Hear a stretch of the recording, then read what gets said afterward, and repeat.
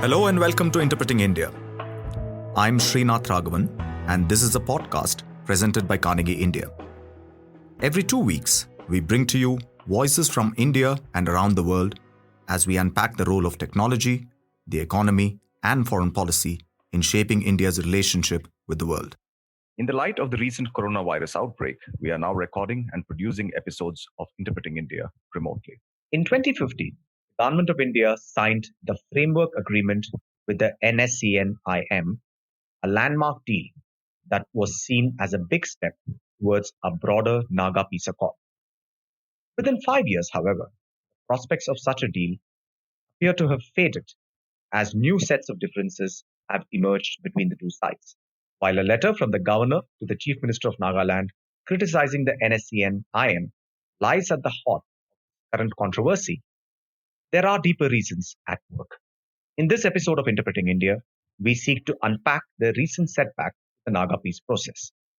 Why did talks between the government and the NSCN-IM after the agreement fail to yield desired results? What are the factors that shape the positions of the two sides, as well as that of the other parties involved in the negotiation?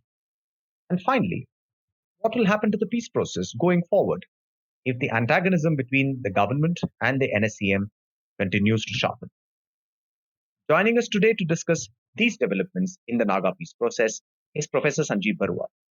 Professor Baruah is Professor of Political Science at Bard College, New York.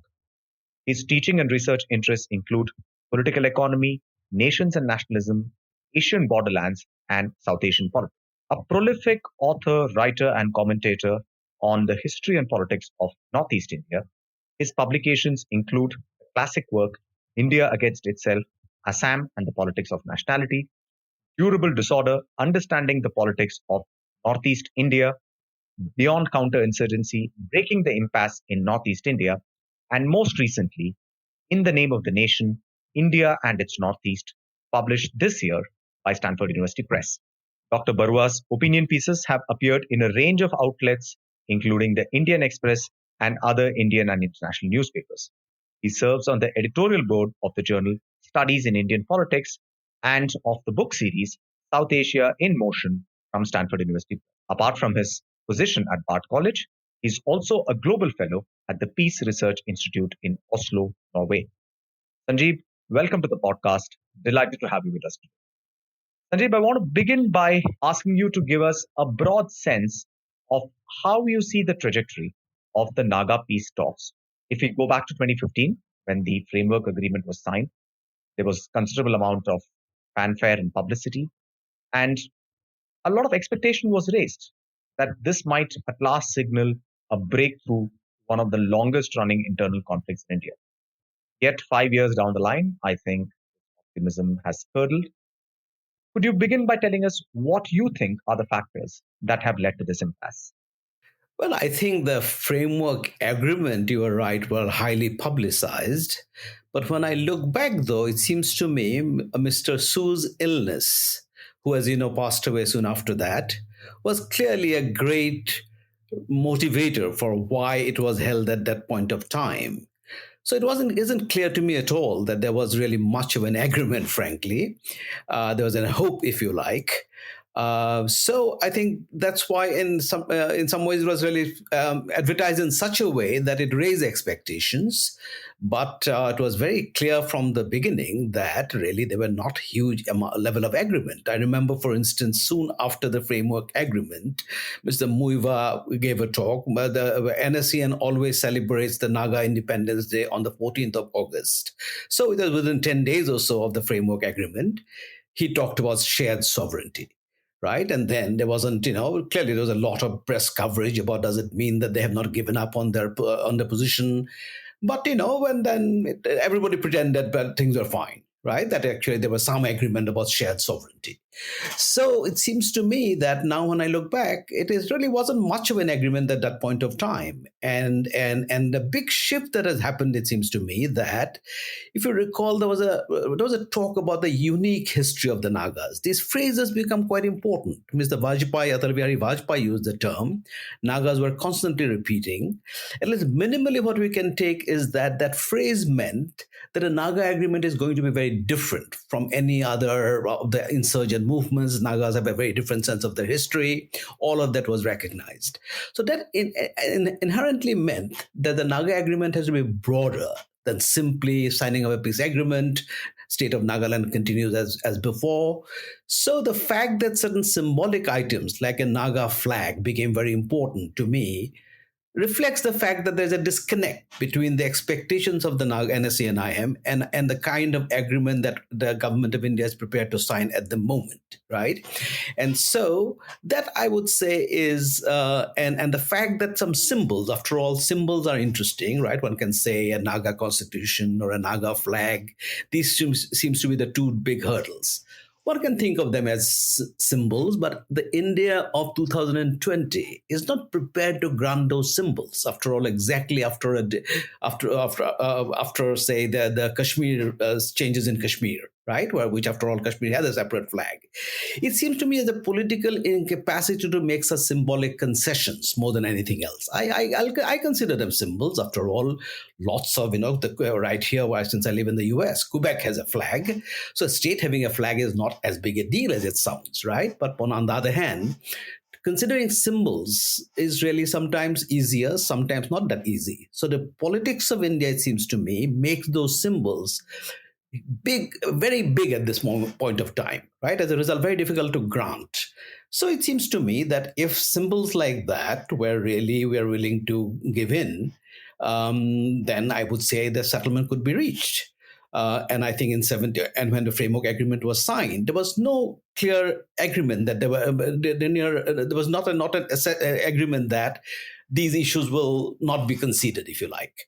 So if I think about it, it's really a number of minor symbols that were involved, but yet it is difficult in contemporary India to make concessions of that sort. Right. And as you said, I mean, perhaps at the time when the framework agreement was concluded, these were not entirely outside the realm of possibility, so to speak. But perhaps more later developments have made it, much more ruled out, which would suggest that the impasse we are in is much more contingent because of the broader kind of politics and political agenda that the Modi government has pursued in its second term in office, vis-a-vis particularly, Kashmir. And in Kashmir, again, as you said, the same two issues were in play, right? Kashmir is the only state of India which had its own constitution and also which had its own kind of flag and so on. So when you are kind of so ostentatiously and in the name of sort of national unity doing away with all those symbols, even if hollowed out constitutional provisions for that state, then granting this becomes difficult. But is your sense that it is as contingent as that, or were there other longer term issues in play as well, which have made it now much more difficult for any sort of an agreement to be? Well, it seems to me there is I think that when I think about the Naga movement, clearly it was different from other movements. It began, after all, way back, even before independence, right? So it seems to me that understanding Naga movement in its own terms, we're prepared to do it some time ago, if you like. It took time, after all. Say when you think about go back to the 50s, etc. The enormous the sending the army, etc. wasn't necessary. Even very mainstream figures like Mr. Rustomji, who was the chief secretary of Assam, he really he was amazed by how we even landed up having a policy like that, right? So after all, the Naga movement was, I think of it as really a movement happening in a very interesting context of 1940s, where I would say connected to the rise of Christianity, lots of issues involved, but it was really an assertion of identity, assertion of really rejection of certain colonial categories like tribe. After all, the Naga nation then was really not so much connected to it's not an Indian nation. It's almost a separate history, if you like. We are a nation in the sense we are not a tribe. That kind of pride involved, right? It's a very quite an interesting history, I find. So, but clearly, India, I would say my book's overall point is 47 really India was taken aback by what was going on in these excluded areas, etc., etc. So it seems to me it's part of my larger story is that really the imperial frontier spaces were different, right? We know, for instance, the Northwest Frontier Province. It has become very globally known. Next to Afghanistan, it is troubled. But the idea that structurally these two were similar, if you like, lots of areas the state was barely present, right? And then you really had kind of a colonial imperial diplomacy involved, buffer state kind of an idea. So the imperial frontier spaces were very distinct spaces, right? So except for some parts of Assam, contemporary Assam, and a little part, and what is now in Bangladesh, the district of Sylhet, much of what you call Northeast India were some form of indirect rule or the other, right? So a very small part of it was directly ruled. So, and the idea that some of the indirectly ruled areas, even at the time of the British departure, the state was barely present. So Naga movement arises out of that kind of a context, right? So where they basically say we are a Naga nation.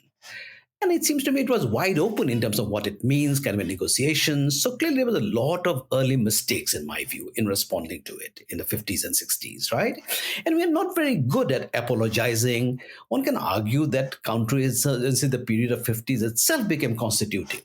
After all, there is enough evidence to show that the more Nagas became Christians during counterinsurgency. We think of the spread of Christianity as colonial, but more people became Christians after colonials left during counterinsurgency. So all of that tells me that something went wrong. We are never prepared to really say apologize. Apologies don't come naturally to the Indian state machinery. And by the time indirectly we came to terms was the 1990s when we began using vocabulary like unique history. So, and then there has been a backtracking, if you like, right? So, in the same, it seems to me that the unique history kind of a discussion, these phrases, of course, have very contextual meaning, was really, the Nagas were reading that as being prepared to make certain kinds of concessions. But what has happened in more recently is that almost as if you really were you had all the discussion with the NSC and IM, the most powerful force, and now you're willing to really drop the NSC and IM and then discuss with the rest and hurriedly put together some kind of a peace agreement.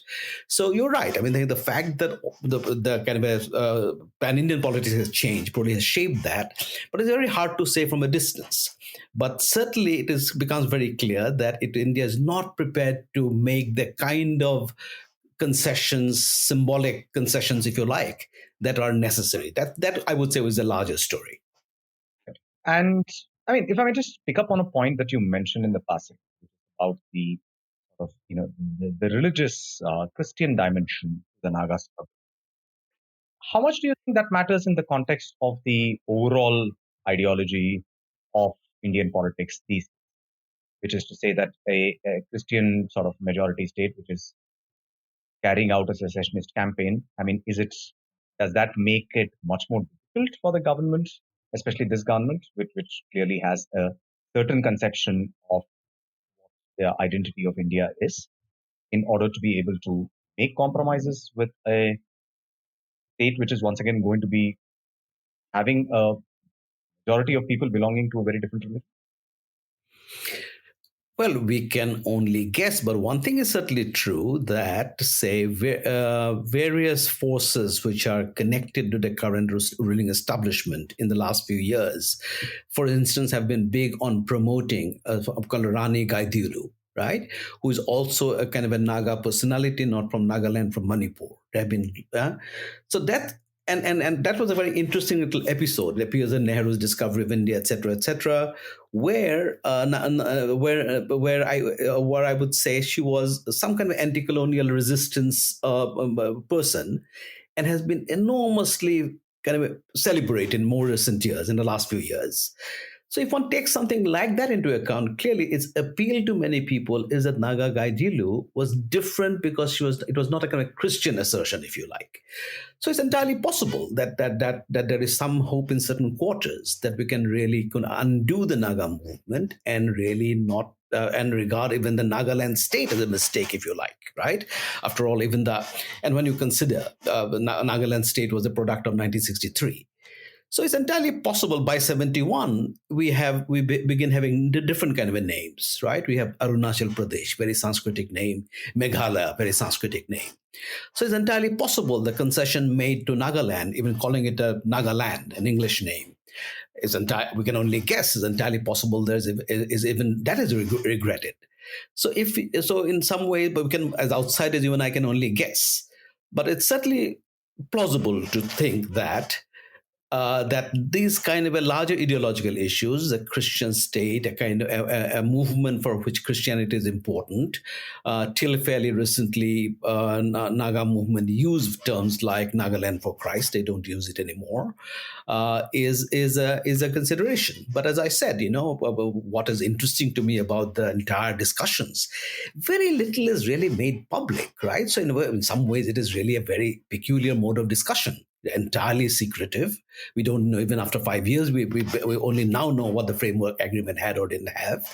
So very hard to guess from the distance. So and if since there's no official information, we can only guess. And I think it's entirely possible that there has been a reluctance to make concessions, which really to a movement which involves Christian symbols, etc., etc. Sure. So one of the other sort of key objectives of the NSCN-IM, but also of other elements in Naga society, is the demand for a Naga limb, a territorial body which not just comprises today's Nagaland, but various other Naga communities across other northeastern states like Arunachal Pradesh, Assam, Manipur, but also across the border in Burma as well. Right? Now, this has evoked, uh, you know, antagonistic responses from the other states, especially Manipur, but also Assam and Arunachal Pradesh, who see it as an attempt to kind of carve out their territory and incorporate it as part of a larger Nagaland. Now, this has, even earlier in the 2000s, this was a major sort of sticking point in terms of how the central government was, how far the central government was willing to go in order to accommodate the NSCN demands and so on. But I'm just wondering, given the context of the BJP, which is the ruling party's increasing sort of political dominance and footprint across northeastern Indian states, does that also add an additional layer of dynamic to saying that this is an issue on which there can be no compromise? Does that make it much more complicated? It was already a complicated kind of a demand, but now with the BJP's increasing political profile in the northeast, does this issue become much more significant when it comes to the prospects of a peace? Uh-huh. You know, it's impossible to think about it without bringing in the long term. Yes, sir. I think that after all, the Naga movement emerged in areas. When I talk about the imperial frontier space, what I have in mind is that literally, if you think about the territorial spaces, it is really from, say, directly governed areas to indirectly governed areas to barely governed areas to native states. So, in some ways, Naga movement emerged precisely because of the nature of the imperial space, if you like. It sort of transcends all kinds of boundaries. So difficult is going to be difficult, or if you really dealt with it in the 50s, respected it seriously. It seems to me we could have really dealt with it very differently. In some ways, now when I think about the way the discussion has gone, it's almost like what I call it, kind of looking for a square solution to a round problem. The Manipur clearly is a stakeholder, so I think it seems to me we have really gotten stuck. The impasse is precisely because our solution, negotiation with one group, secretive negotiations, is not the format in which you could find a solution. So, but on the other hand, we don't seem to have a capacity now to suddenly look for a different kind of a solution. So, in terms of a different kind of a different, not solution, a different kind of a framework for discussing. So that tells me about a political incapacity more than anything else. So there was no particular reason why the situation with the concession to the Nagas and the Manipuri position had to become so confrontational. So after all, we had Naga origin Manipuri leaders who were chief ministers of Manipur, Naga origin Manipuri leaders who were in the members of parliament. So all of that, in my long due review, was possible, but we didn't do it then. So right now we are really, it is more a matter of incapacities to really change the format. So we are stuck with a kind of, because of past dependency, if you like, we are stuck with a position of looking for a square solution to a round problem. Why round problem? I mean, I'm taking it as a metaphor. It really involves different kinds of people sitting down in a room rather than a government. The model very much of a bilateral state-to-state discussion. You're discussing with NSA and IM, and stakeholders are already defined, certain other groups. But the problem really doesn't involve only them. So I think our incapacity to really reframe the problem and reframe the discussion is the bottom line. So and you're right. In recent years, if you look at more temporarily, the fact that the BJP is in power in these places didn't have to. After all, one can say power is also means that you can really make more concessions. You can really, you can have, they're all part of the same political party. After all, in the Naga government, the Nagaland state government, it also has a kind of the United Front is a partner of the BJP. So one can say, just the way in the Congress regime, if they're doing the Congress system, the fact that the same party is in power was not necessarily a drawback. If anything, it was really it allowed more kind of creative problem solving. But we are not doing that. But I think that is really what I would say my another point I make in my book is really we're not really being very creative about problem solving. We're not even thought about what are the peculiarities of the imperial frontier space, which is giving us these problems. So I know that's not directly what you're asking, but that's basically one of my goals. The Naga movement becomes even more interesting if you bring in if the imperial frontier space, right? Because it is really all over the place. It even extends to Burma, right? The Naga demand. But one can see sympathetically and look at it as really a very interesting political imaginary, which goes back to the nature of the uneven sovereignty of imperial space. But but we really have never gone there, if you like. In the 1950s, the reaction was really again a political incapacity, if you like, right? If you and it is not me. Even if you look at people like Rustamji, who was, as I said, a civil service, they will recognize there's lots of mistakes made.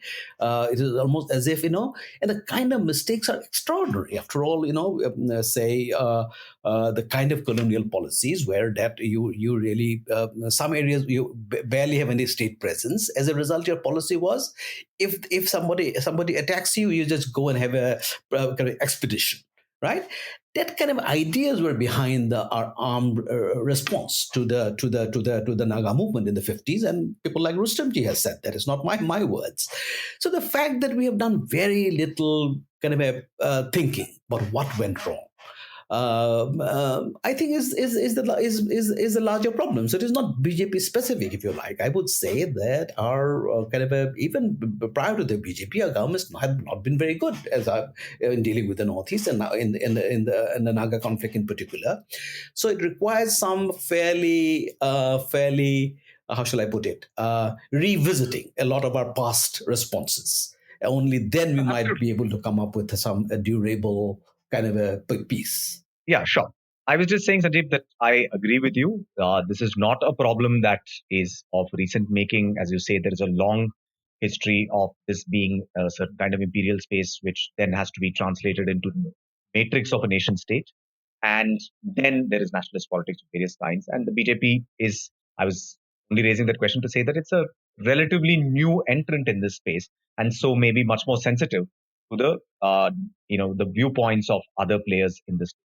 Now, but I thought the point which you were making about this being an exercise which has gone on for very long as effectively a bilateral exercise between the government of India and the NSC and IM, with a few other actors perhaps thrown in, is an important one.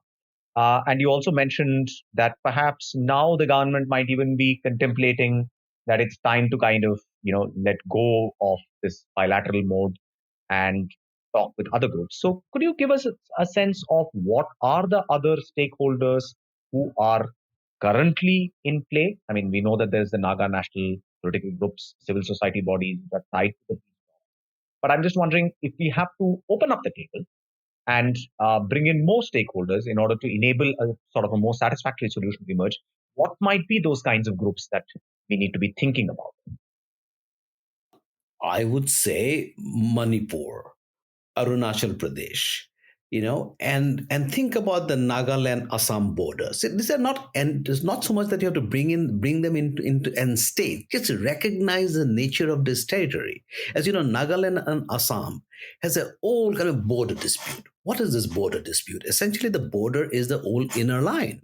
Right, the whole thing looks like officially it's called a reserve forest. If you go there, you find it's not really. It's a legal fiction. All kinds of people are settled there. So the issues are so complicated. So it seems to me that, and after all, there are people. If officially a reserve forest and all kinds of people are settled there, you really are dealing with all kinds of interesting economic actors, people who benefit from say, from if there are resource conflicts in that area. The fact that you have an inner line means that rules up in the state of Nagaland are different from the rules on the outside the state of Nagaland, right? So in a way that say, as I'm sure you know this, say the tribal property kind of a regime that exists in Nagaland don't exist here. Issues of that sort. So the idea that you wouldn't bring those issues into your discussion, into your thinking, seems absurd to me. So that in some ways that the Nagaland Assam border dispute is part of the story. So if one has to start fresh, clearly one has to bring in the reality that the Naga national imaginary, if you like, is much bigger than the Nagaland state. In fact, Nagaland state was nothing else but a way of dealing with the problem of the Naga movement, hurriedly put together, hoping that this will settle it. It didn't settle it. If it didn't settle it, minimally, it seemed all kinds of other players involved in areas like the Nagaland Assam border or Arunachal or Manipur should be brought in.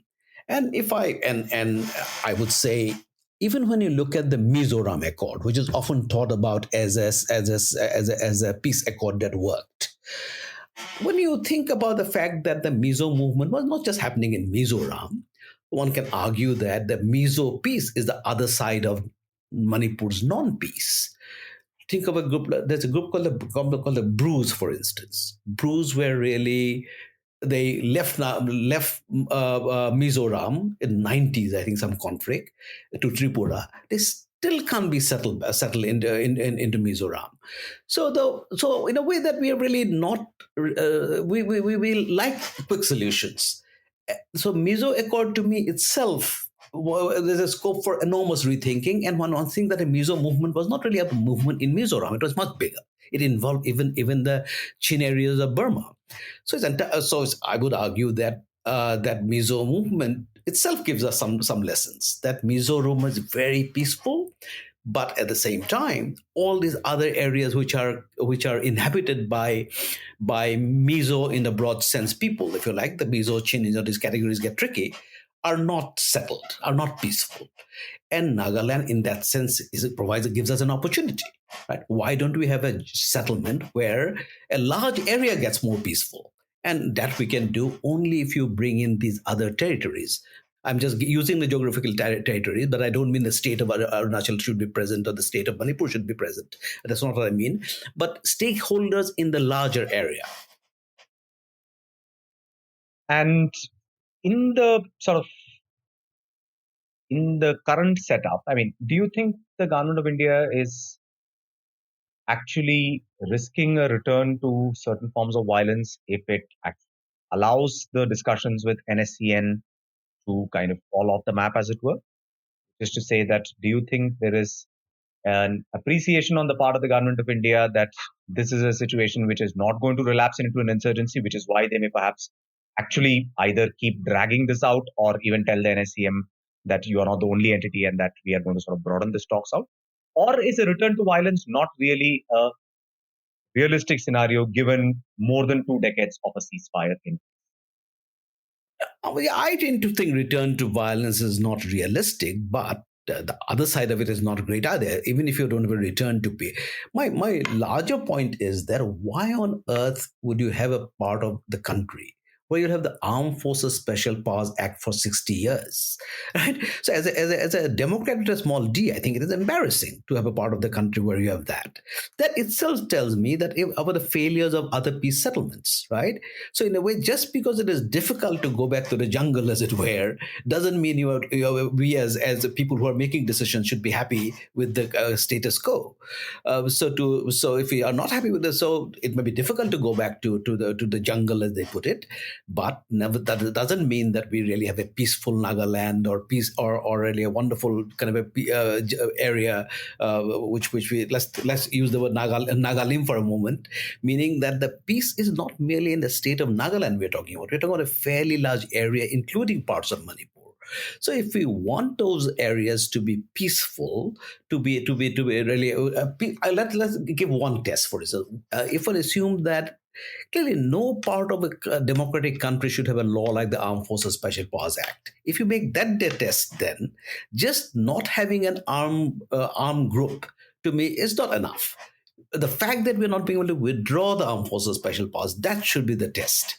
And if you use that as a test, certainly I don't see how you could really not settle the Naga conflict and withdraw the Armed Forces Special Powers Act from the region. In fact, the FSPA was renewed recently, despite the fact that you had uh, relative peace for quite a while in the. Look, essentially, the Armed Forces Special Powers Act in Northeast India is as almost as old as a republic. Goes back to the 1958. So, and it began with trying to dealing with the Naga movement. So, if we really take serious account of all these policy failures, that really calls for a kind of a rethinking about not repeating what we have done before, and that is where I think we should start ideally.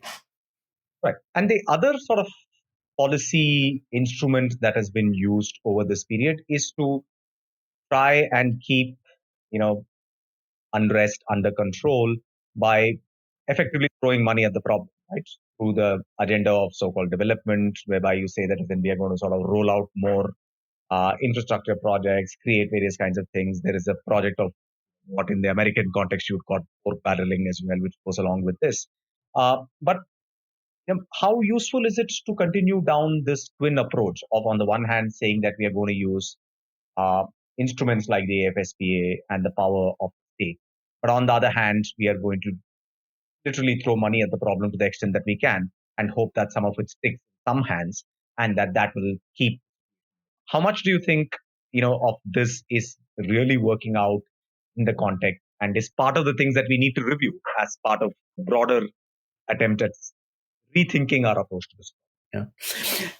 I think if you throwing money at the problem, as you put it, that really requires us to look at what has happened with all this money, right? So, as you know, in my book, I have a chapter called "The Post-Colonial Resource Frontier." Right. So the fact that and that really relates mainly to Meghalaya, but applies to many other states as well. Meghalaya's coal industry, for instance, is really unbelievable.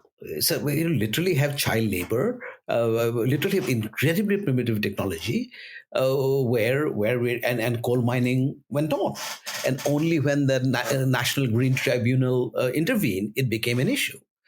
So, why does it happen? It seems to me that kind of uncritical view of development. So, do you want really development in that sense of the term? So, why does development takes a particular turn, particular form in Northeast India? It seems to me that if you let's become global, right? So, for instance, we know that in the 1990s in Indonesia, military dictatorship. As a result, you really have huge amount of forests given away to very prominent families, and many of those forests were turned into palm plantations. And now I would say as part of the palm oil production, global palm oil production is connected to that kind of story in Indonesia. Say clearly, India is democracy. India is not Indonesia, but some the parallels are disturbing. It seems to me. Clearly, we are more democratic as a result. Shareholders, people who get some money out of this kind of a transformation, are larger, significantly larger. right? Many what we'll call middle class Khasis became rich, right? So that's probably a good thing if you like. But if when you look at the environmental devastation, when you look at the kind of dispossession that is involved, the kind of the work conditions in these mines, so it seems to me there are a whole set of new problems we are creating Northeast India by not thinking about it, including almost, if you, I would say there's almost a kind of refeudalization, if you like. After all, if you think about simply what happens to when land in some of these states, which are really where we're doing settled agriculture earlier, now there is a huge transition to unsettled agriculture, kind of a more nomadic kind of an agriculture, if you like, and now more settled agriculture. And if you think of this kind of long term, and who are the people who are doing settled agriculture, you'll find people who are coming in from other states, sometimes often referred to as Bangladeshi, to use the term, and with almost no rights. Given the inner line, you have almost no rights at all. You're cultivating land. So we are creating this quite difficult the problems and difficulties which are really getting more and more difficult to handle.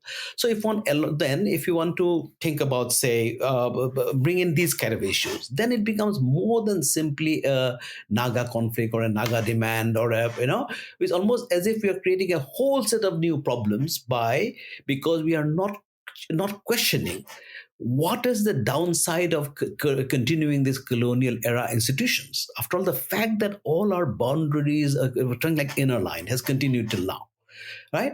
I'm not saying it's easy to discontinue it, but doesn't mean there is no downside. And the downside becomes very clear when you look at things like that. Who is involved in agriculture? What are the conditions emerging in Arunachali agriculture, or Meghalaya coal mines, or in Nagaland agriculture? So if one takes that as one's broader aim to make life more democratic, more equal, we are really creating all sorts of new problems by continuing with some of these colonial era institutions. Doesn't mean discontinuing is the answer, but but to do, what can we do with it, right? What can be done in terms of reforms? That discussion even hasn't taken place. And the discussion doesn't take place because the discussion always takes the form of this insurgency, that insurgency, dealing with insurgency, and then throwing money at it. But the main roots of the problem, if you like, remains undiscussed in my view. Sanjib, your book is a product of not years but decades of reflection, study, and actually personal experience of. And I just want to say that with all of this accumulated sort of thought and experience behind you, I mean, how do you look at the Naga problem today? I mean, do you think there is a prospect that sometime in the near future we might actually make a breakthrough and move to a different way of at least conceiving of the problem and tackling with it, if not finding a solution? Or that we are condemned to sort of keep repeating the mistakes of the past simply because we don't know very much about Well, I mean, the optimist in me hopes that we wouldn't do that, right? So, but on the other hand, we need a certain kind of a discussions to occur, to take place, and I think it's easy to be pessimistic, but I would only hope. After all, one reason one writes books, one has these discussions, is exactly that, hoping that a new generation will really begin new kind of a conversations. So I would say I'm optimist in the long run, not very and not optimistic in the short run, because I think that the kind of short run thinking that happens in politics generally, and now more than ever, after all, if your main goal is to win elections, right, and then win elections, have alliances which allow you to win elections. So just I would say that alone produces a particular political dynamic which makes long-term solutions further and further. Development, in my view, just a word we keep using, right? I mean, what is? I mean, after all, the idea that, I would say I have taken quite seriously, for instance, the Indian. I looked up some of the website of our donor ministry, etc., etc. The mindset so looks interesting to me, right? The kind of, if you think about the kind of official mindsets shaping Indian policy, it's almost as if a place which is outside the kind of in terms of developmental time don't belong to our time, right? In terms of nation building time, don't belong to our time. They're somewhere behind. They'll all catch up. And if that is the vision, it seems to me we should take this idea seriously. If that is the vision, it's very hard to be optimistic. So our point is, how do we get out of this kind of a way of thinking? And that kind of a discussion hasn't taken place. It's only my hope that it'll take place. Well, and your writings certainly are one very crucial way in which the rest of us understand the region. Sanjib Baruah, thanks so much for joining us today. It's been an absolute pleasure to have you with us. Thank you. It has been a pleasure. Yeah. Bye-bye.